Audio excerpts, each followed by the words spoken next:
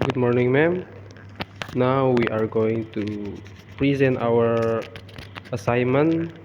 The assignment is semantic roles. Before of that, let us introduce ourselves. My name is Yehuda Fardingatan Manulang and my partner Stefania Dipapoli Damanik.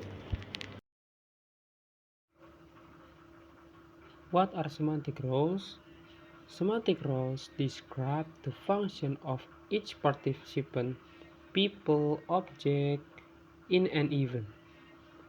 These roles help us to understand how meaning and grammar work together in a sentence. As you can see, semantic roles are meaning-based function of participants in an event.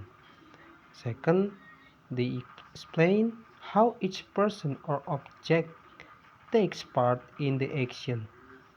The verb is the center of meaning because it shows the type of event.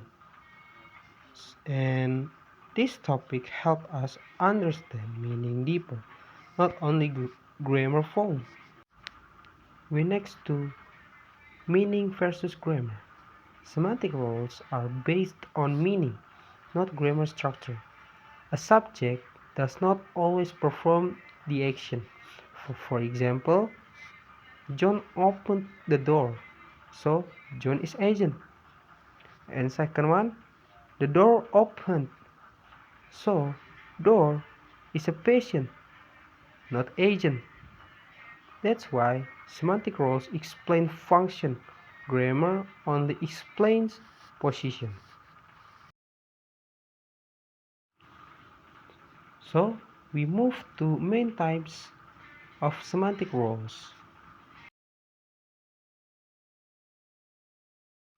The first one is agent. Agent is the door of action, and these types usually acts in intentionally. Patient. For an example, John hit the ball, entity so that is affected is by the action. Example, John hit the ball, so the ball is a patient.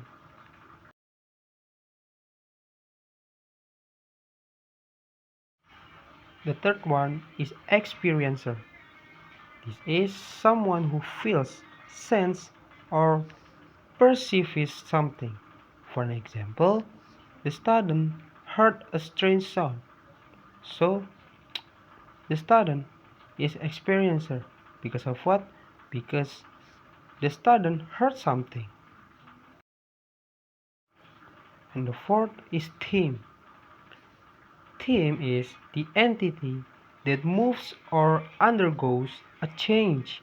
Example, John gave a book to the student. So, the book is a theme.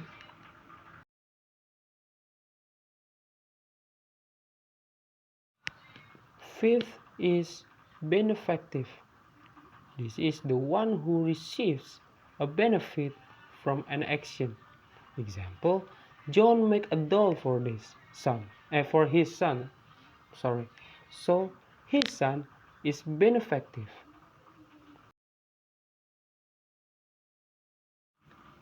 Six is source. This is the starting point of motion or transfer. Example, John deprived his sons of game cards, so his sons is source.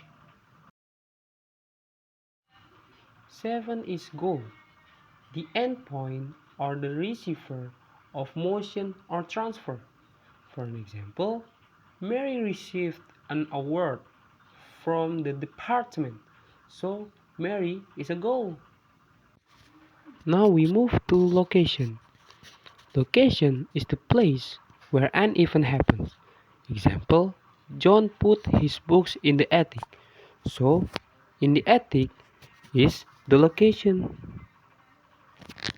The last one is instrument. Instrument is the tool used to perform an action. Example, John hit the ball with a bat. So, the bat is instrument.